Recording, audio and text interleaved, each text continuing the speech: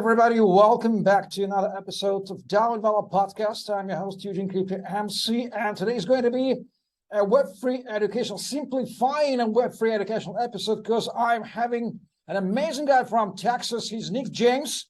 He's the founder of Web3 Texas, and he and his amazing team are on a mission to simplifying Web3 for all by creating a non-profit I would say circuits of organizations in real life, organization around the globe. They wanted to cover, like Elon Musk have covered with satellites on this, with their internet, our globe. So Nick with the team wants to cover with the circuit of Web3 educational points. So great to have you on, Nick. Thanks for joining me. Yeah, thanks for having me, Eugene. I'm so excited to be here. Absolutely. You have a strong Web3 security background.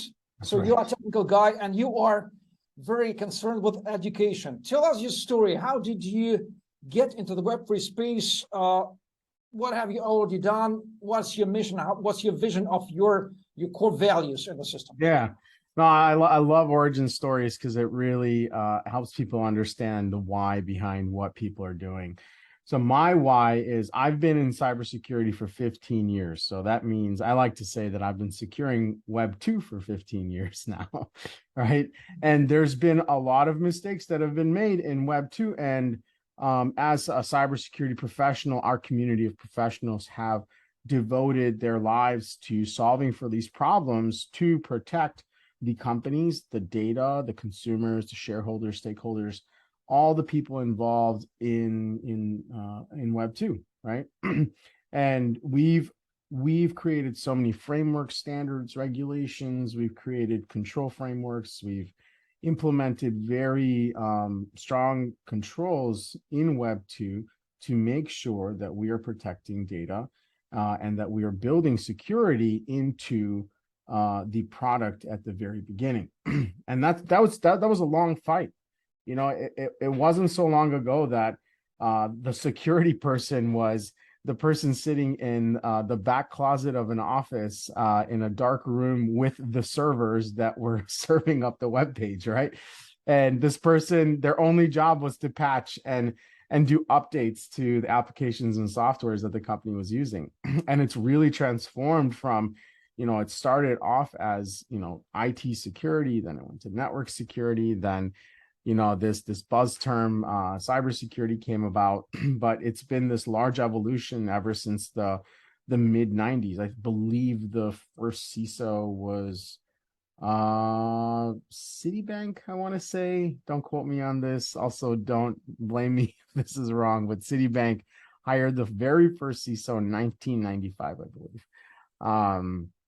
I forget the guy's name. But anyway, it's been a long journey, and I think that we've made a lot of progress in securing the internet to make it a safe place for people to go and consume content, to do commerce, et cetera, right? And just connect with people across the world and really bridge the gap, the physical gaps. Now here I come into Web3, and I'm staring at this thing, this ominous sort of organism that's been born out of this degen culture, right? And I love it. This is the sort of the stomping grounds of innovation, is where people are frustrated with the current system and they want to do things better, or they want to do things differently, right?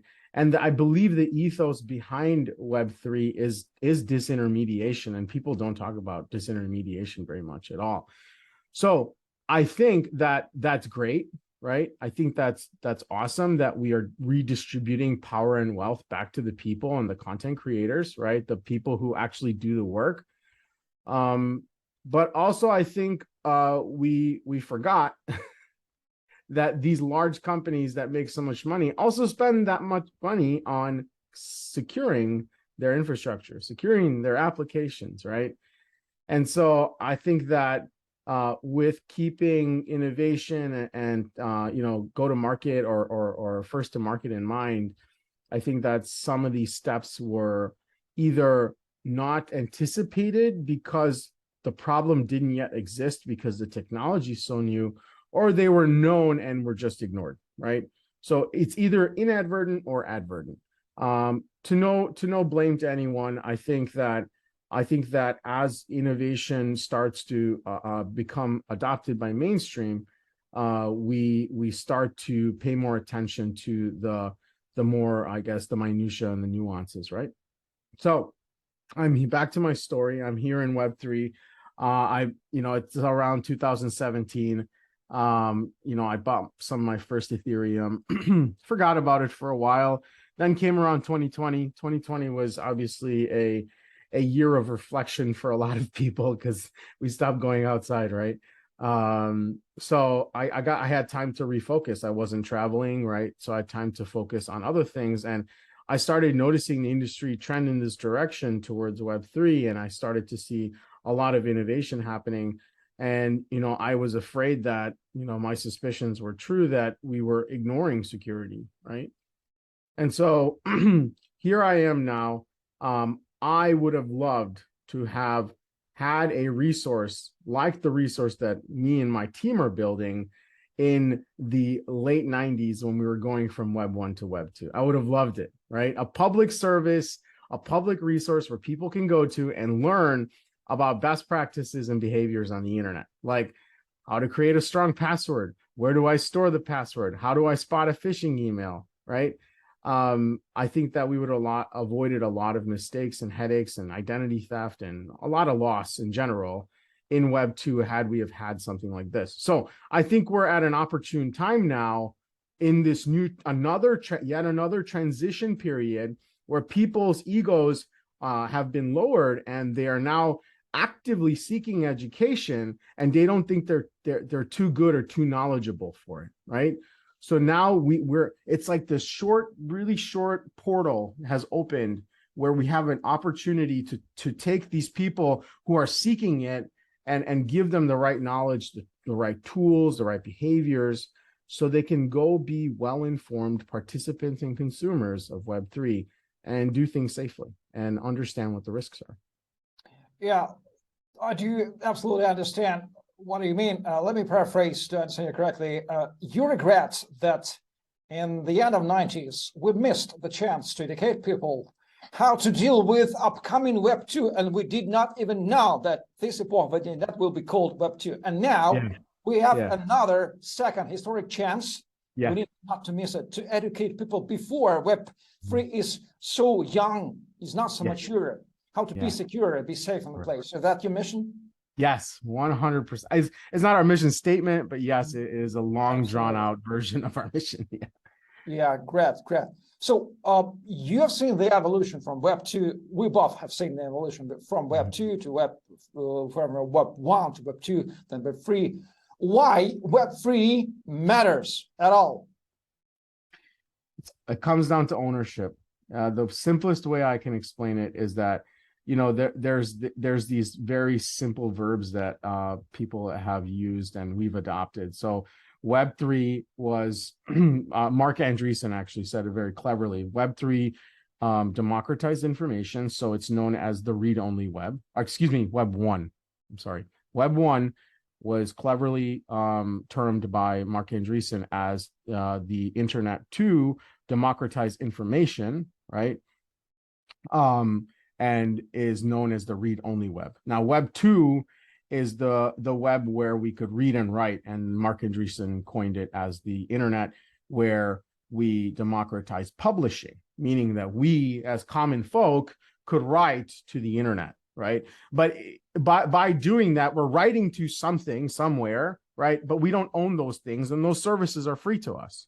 And there's an old saying, if the product is free, you are the product, right?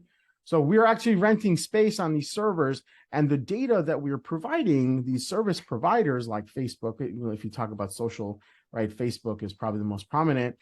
They're using that data in some way, shape, or form as a source of revenue so they can keep those servers running so we can continue posting, right?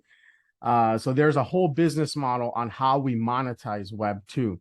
I think it was on a Bankless podcast. Mark hit the nail on the head on that one. And now Web 3, we come into democratizing ownership, okay?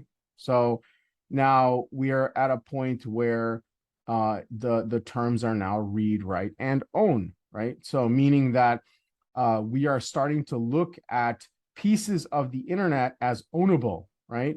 And that ownership is verified and auditable and observable on a public and distributed ledger called the blockchain, right?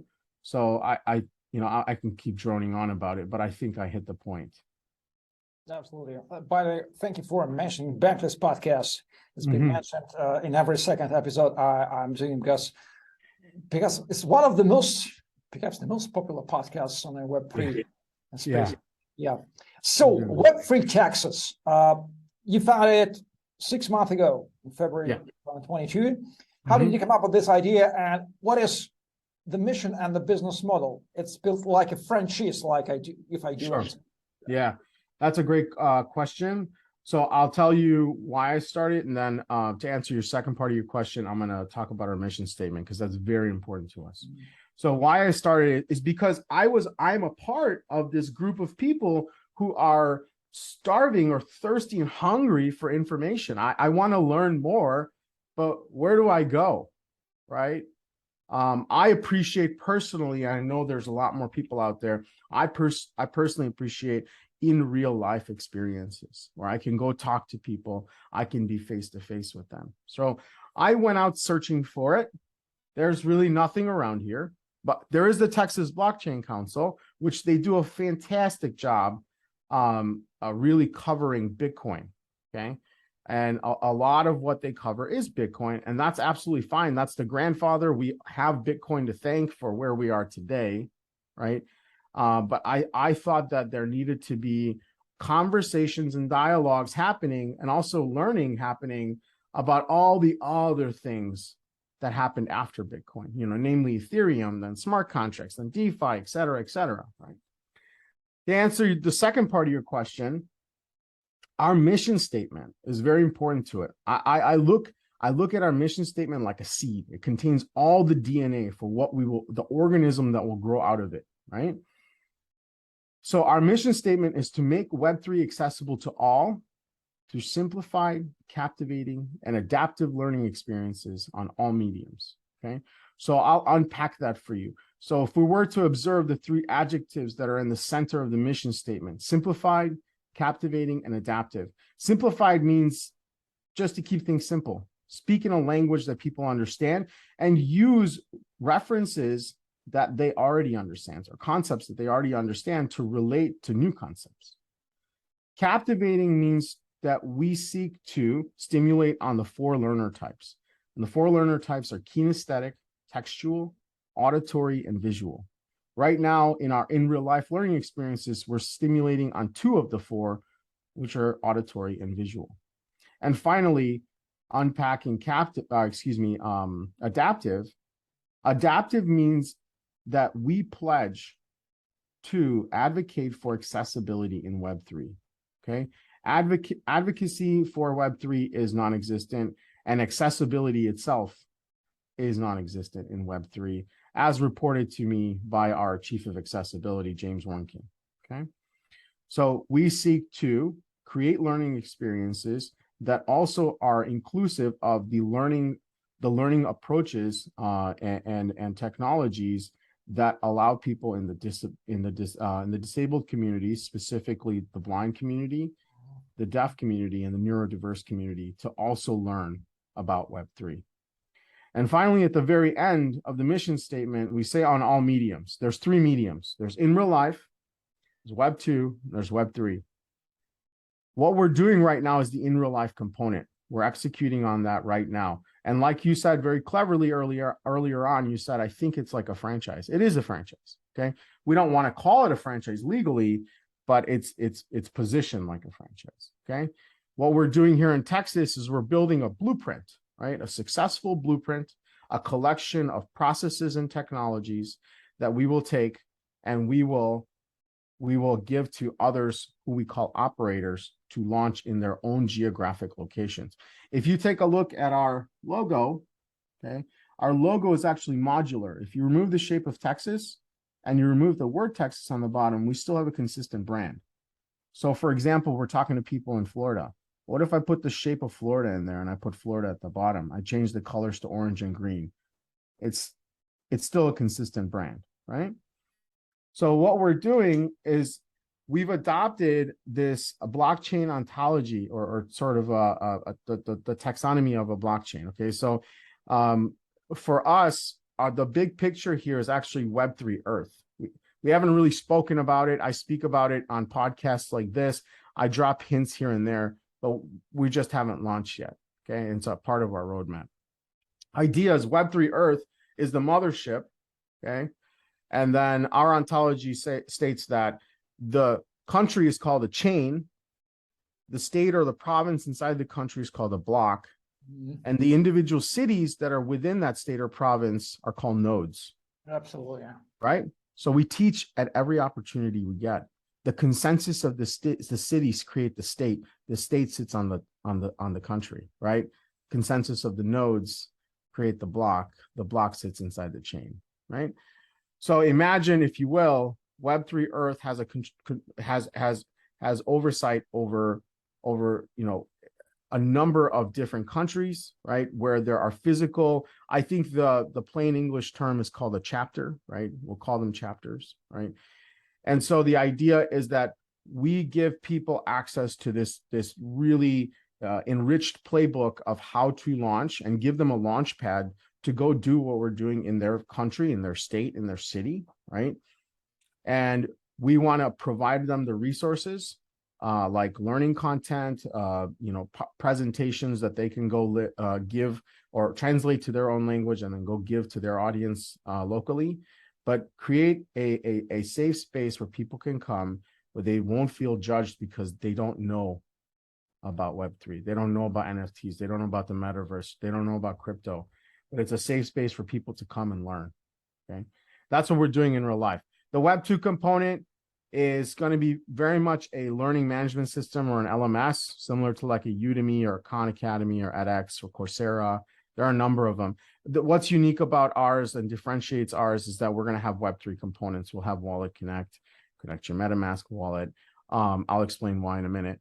But we'll also have Web3 simulators, okay? Meaning that you can take what you learned in our courses, and then if there is a skill, that can be applied of what comes out of your academic learning, you can actually practice that in a simulated environment.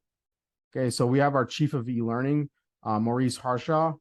He is very skilled at creating those environments where if one of the courses is create a MetaMask wallet, right? We can actually put that in a simulation, and the person can go and create a MetaMask wallet. Okay. But the cool thing is we anticipate mistakes. And when the person makes a mistake, we just course correct them. Okay. So they're not doing this in real life. They're doing this in a sandboxed environment. Okay. And then finally, towards the end, once you actually complete our courses and you take the tests, there's two types of tests. There's academic and there's skill-based. Okay. And we'll also issue equally two proofs, a proof of knowledge and a proof of skill. Both of those will be minted on the blockchain. Okay. And it'll be provable and verifiable.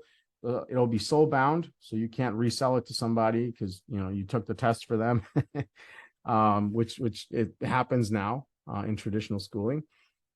And the Web3 component, we're still debating on what that's going to look like, whether it's going to be our own immersive experience in some sort of a virtual reality or augmented reality, or we build inside of an existing popular metaverse. Yeah, it sounds like an amazing, ambitious concept. Who are these people who help you to execute your amazing roadmap? Who are guys from Web3 Texas? Yeah, at one point I could tell you all of them by name, but we're at 12 now. I suppose I can actually, yeah, I have a list of them pulled up because I knew you're going to ask. So Christina is our chief of people. We have John Bliss. He's he just went from chief of community to chief of memberships. He's going to be fully focused on creating a very robust membership program for our members. We have Austin Hayton. He's our educator. He teaches on the history of money. Tim Heller's our chief of social. Valentina Calon is our chief of marketing.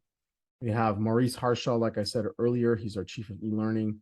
James Warnkin is our Chief of Accessibility.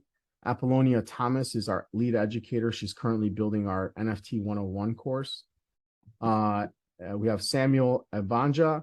He's one of our content writers. And then finally, we have not announced this person yet. We will later today. Jonathan McKinley will join us as our Chief of NFT Programs. Yeah, what absolutely amazed me that your learning course started with as it's written on our website, with the history of money. And yeah, Austin Hodden, Chief Money Officer of NAMC, is responsible for that. Why do you start learning, educating Web3 with the history of money? This all has to do with economic energy and incentive. That's what all this is about, right? I think that Austin and I both think that it's very critical that people understand where money came from, what's its purpose, what role does it play in society, right? And it all leads up to why we arrived at the point at which we are now. Why was Bitcoin invented by this mysterious person, Satoshi Nakamoto, right?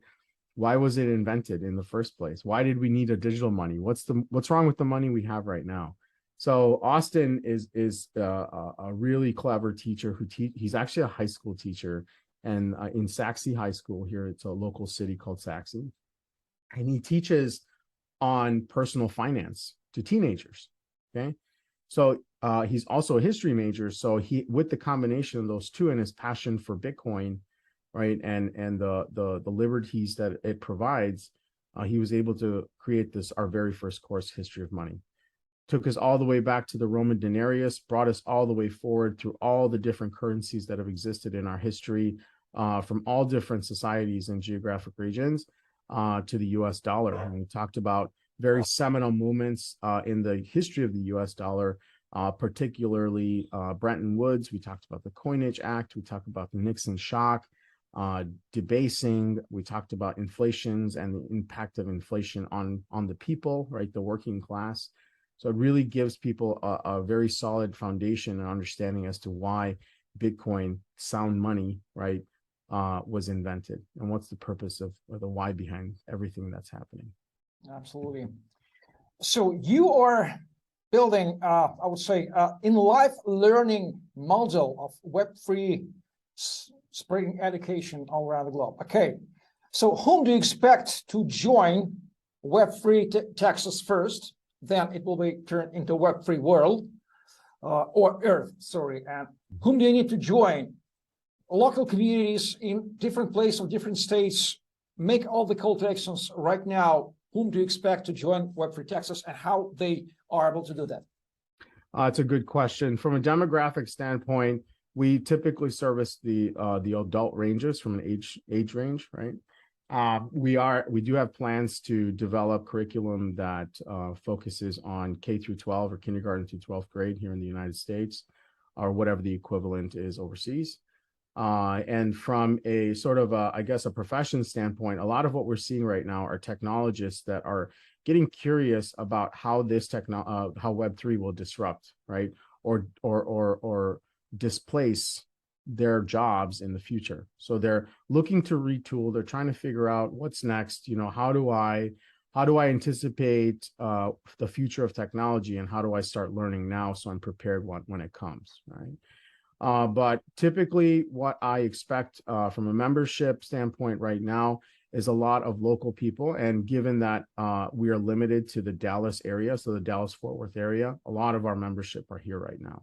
But once we continue to launch our blueprints into our planned nodes, we have planned nodes in Austin and in Houston, and hopefully San Antonio and Waco and other major cities.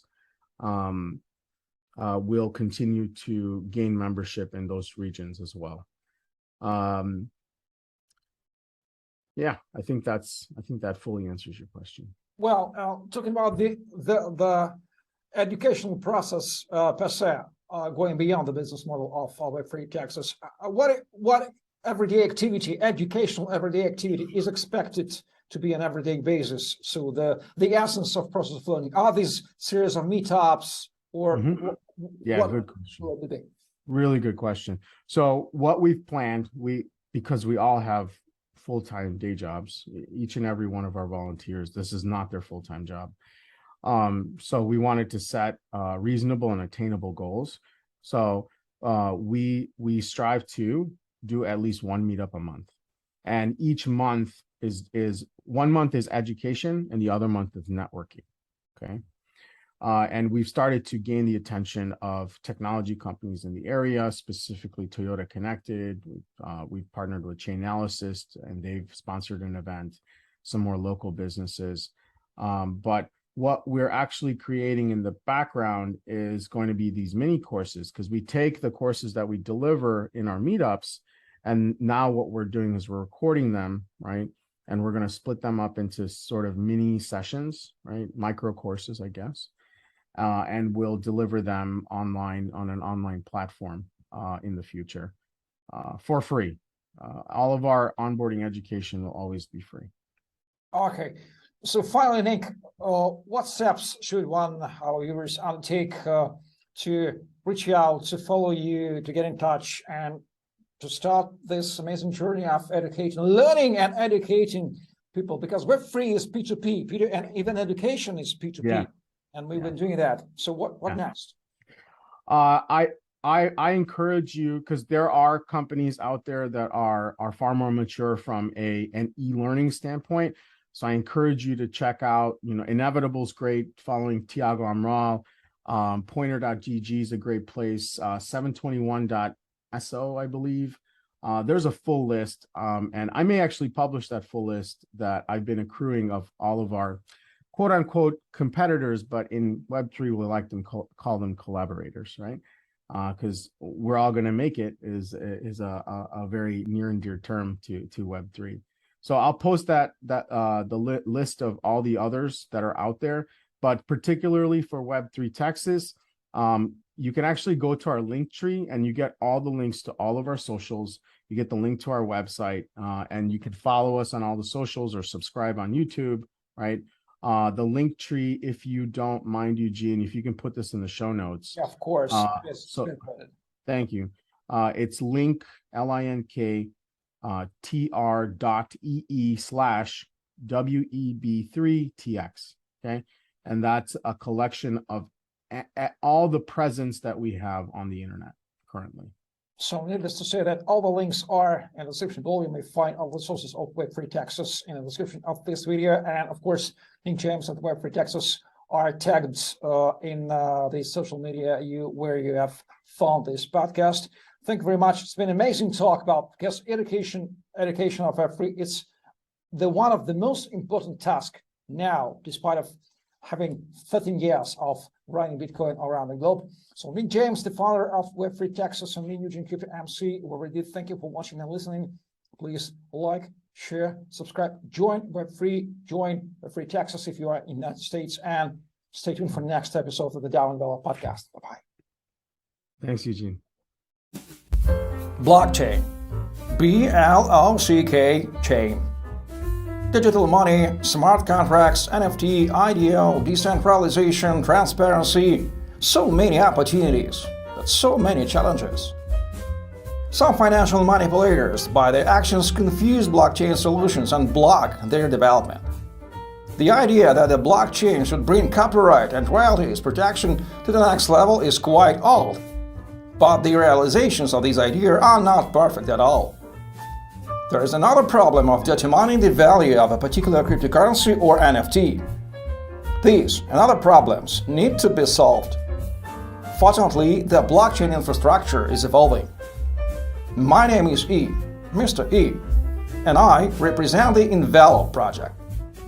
Many things have already been invented in the blockchain today. Tokens, smart contracts, platforms for creating your own coins, NFTs, exchanges for buying, selling, and exchanging all these blockchain resources. Envelop is another step in the development of crypto technologies.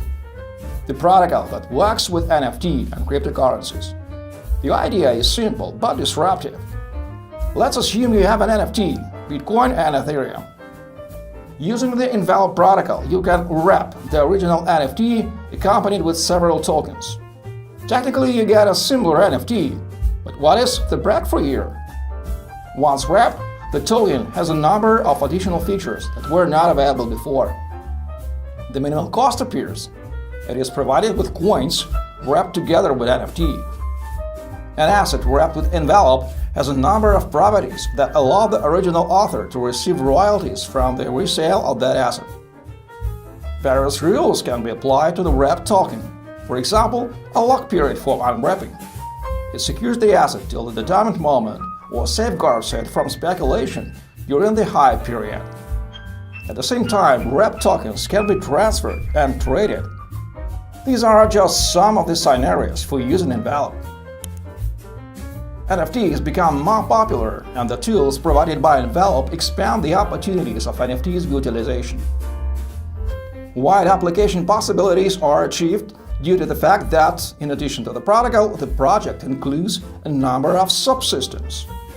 The protocol provides functions wrapping and unwrapping. Oracle Mechanics provides asset valuation using analytical algorithms. Index provides a summary assessment of several NFT assets with the common criteria. The project has its own token, which connects all elements of the system.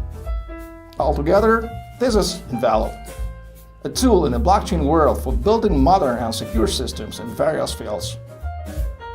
Find more info about the project on the website. Envelop. Make your NFT valuable. Just practical, no hype.